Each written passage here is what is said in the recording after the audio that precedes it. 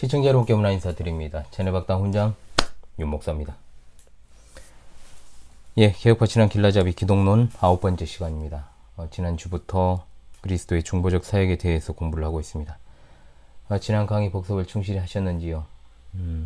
부분 제가 필요하다고 여겨지는 것들에 대해서 학기가 끝나기 전 특강의 형식을 띤 보충 수업을 제가 하겠습니다. 지금 앞서 보충 수업을 하겠다라고 제가 공지드렸던 주제가 신인 동형 동성론, 여기에 대해서 제가 보충 수업을 하겠다 그랬고, 아마 오늘 또 한 가지가 더 있을 것 같습니다.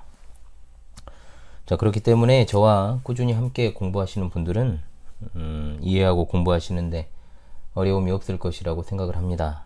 자, 그렇지 않은 분들이라고 해도 개혁파 신앙 길라잡이 서론부터 차근차근 공부를 하시게 되면 여러분에게 분명 신앙에 유익이 될 것이라고 제가 믿어 의심치 않습니다. 이 시간도 변함없이 복음 진리의 정수에 대한 그 강의를 잘 들으시기를 바랍니다. 이번 시간에 다룰 주제는 그리스도의 삼직에 이어 있어서 그 개별적인 의와 그 직무를 이제 하나씩 살펴보는 시간을 갖겠습니다. 그 가운데서 먼저 오늘은 이제 선지자직과 왕직에 대해서 공부를 하고, 다음 시간에 제사장직을 공부하면서 제3장 그리스도의 중보적 사역을 마무리하고자 합니다. 자, 그리스도의 삼직은 분명 전체적으로 통일적으로 수행되는 것이 사실입니다. 그러나 각각 개별적인 의와 직무가 있기 때문에 이것들을 우리가 세세하게 좀 살피는 것이 필요합니다. 자, 먼저 선지자직에 대해서 좀 공부를 하겠습니다. 자, 구약에서 우리가 보통 선지자라고 부르는 이 명칭은 몇 가지가 있습니다. 뭐 선견자라고도 하고 하나님의 사자로도 이제 표현이 되고 있으며, 또 선지자 가장 일반적이죠. 그리고 애언자, 그리고 대언자, 이런 말들이 이제 사용되고 있습니다. 그래서 선견자에 해당하는 히브리어 호제라는 말은 하나님으로부터 환상적인 계시를 받는 사람이라는 걸 강조해서 쓰여진 호칭이며, 자, 로에라는 말과 똑같이 같이 사용이 되고 있습니다. 그리고 이제 하나님의 사자라고 번역이 되어 있는 이제 말라크라는 말이 있습니다. 이 말라크라는 말은 하나님께 특별히 쓰임받는 사람, 즉 백성을 영적으로 인도하기 위해 보냄을 받은 자를 말라크라고 호칭되고 있습니다. 그리고 나비라는 말이 있습니다. 나비는 이제 대언자라고 번역이 되었습니다만, 이 나비는 말한다라는 뜻을 가지고 있는 말로 보냄을 받은 자가 보낸 자를 대신해서 말한다, 이런 의미로 이제 호칭된 용어라고 할 수 있죠. 이런 차원에서 나비는 자기의 주장을 말하는 자가 아니라 자기를 택하여 세우고 보낸 자로부터 위탁받은 것을 말하는 자, 그래서 이제 대언자라고 번역이 된 것입니다. 신약에서 이제 선지자라는 명칭은 헬라어로 프로페테스입니다. 자, 앞을 의미하는 전치사 프로, 그리고 선언하다, 말하다를 의미하는 페미의 합성어 프로페미에서 유래한 이제 합성어입니다. 그래서 애언자, 예고자, 해석자, 선지자라는 뜻을 가지고 있지요. 이 경우에 전치사는 시간적으로 미리 또는 먼저라는 말이 아니라 올곧게 정면을 향하다라는 뜻을 가지고 있습니다. 자, 이러한 의미에 따라서 프로페미라는 말은 미리 앞질러서 말한다라는 의미가 아니라 정면으로 밖으로 말을 내는 것이다. 이 같은 의미에서 선지자란 하나님으로부터 오는 말씀을 정면으로 내놓는 자를 가리키는 것입니다. 그리고 헬라어 이제 파라클레토스, 전에도 이제 한번 등장을 했지요.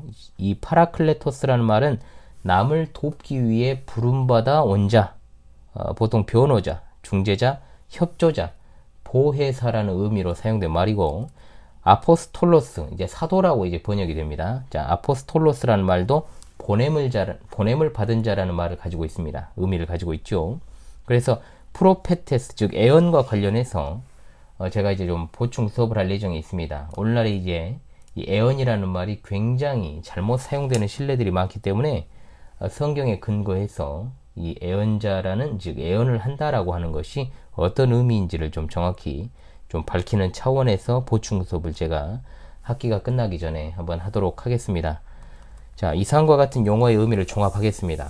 그래서 선지자는 미리 앞질러서 말하는 자라기보다는 하나님으로부터 말하라는 명령을, 보냄을 받은 자가 하나님의 말씀을 받은 그대로 올바로 사람들에게 직접 전달하여 알리는 대언자 또는 중보자라고 할 수 있겠죠. 이제 중개하는 역할을 하기 때문에 그렇습니다. 자, 그래서 그리스도께서 이제 선지자적 직무를 수행하신 것에 대해서 공부를 한다면, 자, 선지자에게는 크게 두 가지 역할이 있습니다. 하나는 하나님으로부터 듣는 것이고, 또 하나는 하나님으로부터 들은 것을 사람에게 전달하는 것입니다. 그렇죠. 명확합니다. 이 구약 성경에는 이 두 가지 역할로서 선지자가 하나님의 계시의 말씀을 백성들에게 알리는 그 중간에 중보적 직무를 수행했다라는 것을 우리가 발견할 수 있습니다. 그래서 이 직무는 교훈과 경계, 그리고 권면, 약속, 이 책망의 형식으로 항상 이루어져 있다라는 것을 우리가 선지서를 통해서 알 수 있죠. 그래서 선지자는 백성을 가르치며 또 훈계하고 율법을 가르치는 영적 지도자로서 등장하고 있습니다. 성경에서 최초의 선지자라고 했을 때 그는 바로 아브라함이라고 할 수 있습니다. 자, 모세는 장래 선지자의 기준이 되는 인물이었습니다. 신명기 18장 15절에 내 하나님 여호와께서 너희 가운데 내 형제 중에서 너를 위하여 나와 같은 선지자 하나를 일으키시리니 너희는 그의 말을 들을지니라 했던 것은 분명 장차 오실 메시아를 선지자로 지칭한 말씀입니다. 이 말씀은 하나님이 자기 백성을 가르치며 지도하는 참된 선지자의 계열에서 선지자 직무를 수행하실 메시아를 일으키시겠다라는 약속의 말씀이죠. 신명기 18장 20절에 만일 어떤 선지자가 내가 전하라고 명령하지 아니한 말을 제 마음대로 내 이름으로 전하든지 다른 신들의 이름으로 말하면 그 선지자는 죽임을 당하리라 하셨느니라. 아멘. 자, 이런 차원에서 분명 거짓 선지자의 기준이 등장을 하지요. 거짓 선지자란 하나님으로부터 아무것도 듣지 않고 자기 멋대로 생각해낸 말을 또는 이제 어떤 사탄적인 것이 될 수도 있겠죠. 그것을 갖다가 하나님의 말씀이라고 거짓으로 말하는 자가 바로 거짓 선지자라고 할 수 있습니다. 오늘날의 거짓 교사들, 선지자들이 많지요. 신약에서 하나님의 말씀을 전달하는 선지자적 직무의 경우에는 좀 구약과는 사정이 다릅니다. 새로운 계시를 받는 경우뿐만 아니라 이미 교회가 가지고 있는 성경이 있지 않습니까? 이 성경의 계시와 예수 그리스도의 말씀과 그분의 행적에 관한 해설자의 역할이 추가되어 있다는 것이지요. 물론 구약과 신약 어느 경우든 하나님의 말씀을 올바로 깨달은 자가 그것을 교회 혹은 특정 사람들에게 전하도록 되어 있다는 점에서 일맥상통한다라고 볼 수는 있습니다. 예수님의 경우에 그분의 말씀은 그분의 사역을 통해서 확증되었고 그는 그의 직무를 능동적으로 또 수동적으로 수행하셨다는 사실을 우리가 알게 됩니다. 요한복음 5장 19절에 내가 진실로 진실로 너에게 이르노니 아들이 아버지께서 하시는 일을 보지 않고는 아무것도 스스로 할 수 없나니 아버지께서 행하시는 그것을 아들도 그와 같이 행하느니라. 아멘. 요한복음 14장 24절에 너희가 듣는 말은 내 말이 아니요 나를 보내신 아버지의 말씀이니라. 아멘. 이렇게 하신 것은 그분의 직무와 그 내력과 성격을 잘 나타내 보여주고 있는 것입니다. 이와 같은 의미에서 예수 그리스도께서는 선지자직을 직접적으로 또 간접적으로 모두 다 수행하셨습니다. 그래서 직접적으로 수행하셨다는 것은 구약시대에 주의 사자로서 수행하셨고 또 성육신 하심으로 자신의 교훈과 모범으로서 친히 수행하셨다는 것을 알 수 있습니다. 간접적으로 수행하셨다는 것은 성령의 역사를 통해서 구약의 애언자들과 신약의 사도들을 가르침의 수단과 도구로 하여서 지금도 신자들 속에 내주하시는 성령님을 통해서 그리고 복음의 사역자들의 봉사를 통해서 그 직무를 계속해서 수행하고 계신다는 것을 우리가 알아야 된다 이 말이지요. 예수 그리스도의 선지자적 직무는 그분의 지상에서의 공적 사역에 국한하는 것이 아닙니다. 지금도 여전히 우리 예수님께서는 성부 하나님 우편에서 우리의 대선지자로서 중보자의 사역을 감당하고 계십니다. 믿습니까? 아멘입니다. 자, 왕직에 대해서 이어서 좀 공부를 하겠습니다. 자, 그리스도의 삼직에 있어 왕직은 이제 중보적 왕직이라고 할 수 있습니다. 우리 주님의 어떤 사역은 다 중보라는 말이 붙어 있습니다. 이것은 그리스도께서 하나님의 영광과 죄인의 구원을 위한 중보적 직무를 수행함에 있어서 하나님 나라의 영적 통치와 지배권을 수행하는 직무다 이것이죠. 그러므로 이것은 삼위일체 하나님, 제2위격이신 하나님의 아들이 하나님의 통치적 사역에 참여하여 우주 전체를 통치하고 지배하는 일과는 이제 구분해야 된다는 것을 여러분들이 꼭 기억을 해야 됩니다. 자, 왕직의 의에 대해서 좀 보죠. 히브리어에서 멜레크가 바로 왕이라는 말로 사용되었습니다. 멜레크는 통치자 또는 왕입니다. 창세기 14장 2절의 기록을 통해서 아브라함 당시 소돔과 고모라의 이제 성주죠. 사실은 이제 오늘날의 어떤 왕의 개념보다는 상당히 작지만 그래도 소돔과 고모라의 성주들을 가리키는 말로 이 멜레크가 사용되었습니다.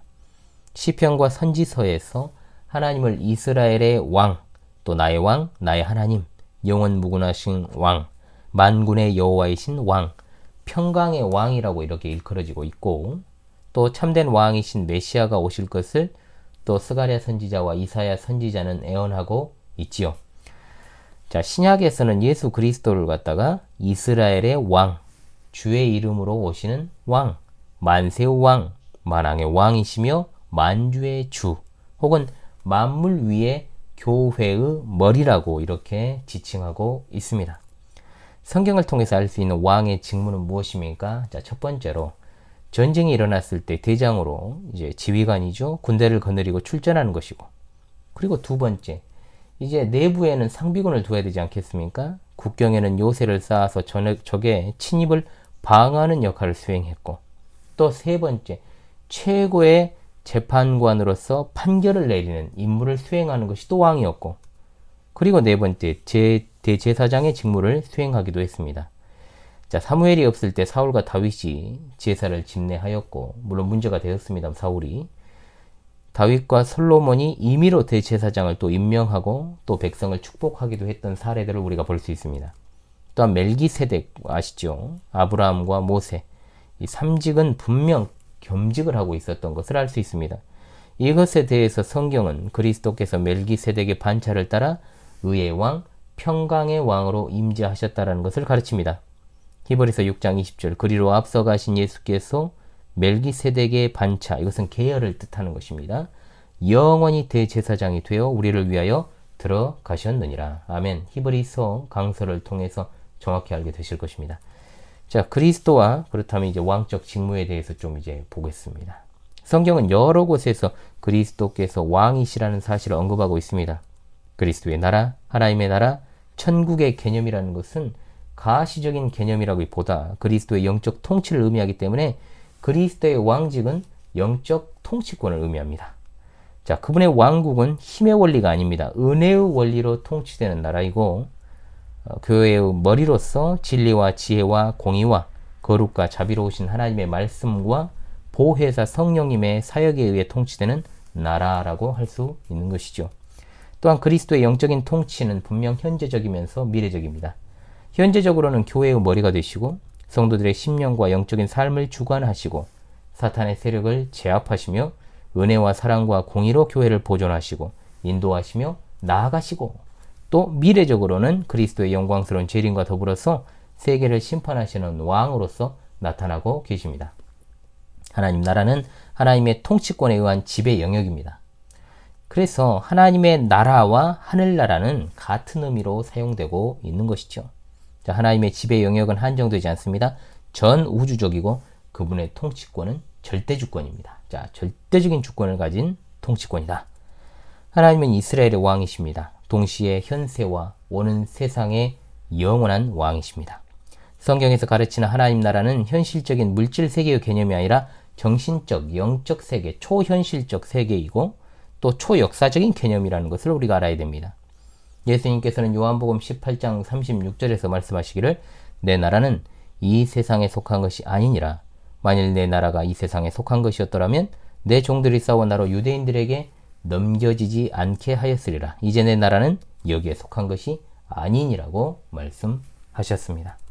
예수님께서 만왕의 왕 메시아로서 이 유한한 세상에 오셔서 사랑과 권능과 은혜로 자신을 나타내 보이시고 구속의 사업을 완성하시고 영생의 길을 열어 놓으시고 의롭다 하신 자들에게 하나님 나라 백성의 권리를 얻게 하시며 현재적으로 하나님 나라에 소속되게 하시고 또 장차 나타나실 재림의 그리스도를 대망하게 하신 겁니다. 그리고 그리스도께서 교회의 머리로서 현재나 미래적으로나 그 백성을 영적으로 보호하고 통치하고 계십니다. 세상 나라는 종말에 이제 멸망할 수밖에 없지 않습니까? 그러나 그리스도의 교회는 영원합니다. 그렇기 때문에 절대로 교회가 무너진다, 또 교회가 사라진다 이런 생각하지 마시기 바랍니다. 그리스도의 교회는 영원합니다. 그리스도의 왕직은 세상의 왕직과는 달리 하나님의 나라를 위한 은혜의 왕직입니다. 따라서 그리스도께서 우리에게 약속하신 복은 세상적인 것이 아니라 영적인 것이요 하늘에 속해 있다라고 우리가 믿고 살아가야 되는 것입니다. 누가복음 17장 20절 21절 하나님의 나라는 볼 수 있게 임하는 것이 아니요 또 여기 있다 저기 있다고도 못하리니 하나님의 나라는 너희 안에 있느니라. 아멘. 이 말씀도 이런 그리스도의 왕직의 영적인 특성을 분명히 보여주고 있죠.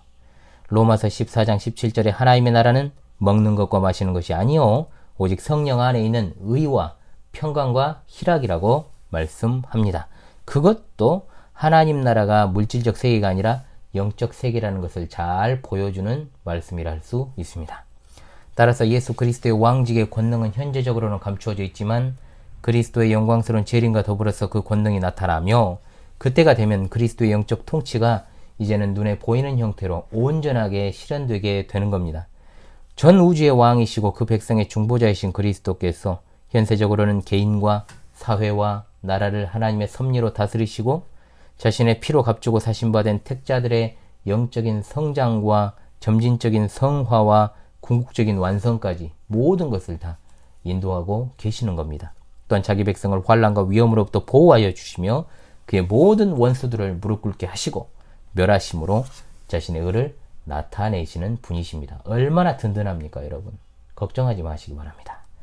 3직의 이 선지자 왕직까지 공부하고 다음 시간에 제사장직까지 공부하는 것으로 제3장 강의를 마치도록 그렇게 하겠습니다. 여러분 이 시간도 정말 수고하셨고요. 다음 주 화요일에 또 찾아뵙도록 하겠습니다. 지금까지 제네박당 훈장 윤목사였습니다. 감사합니다.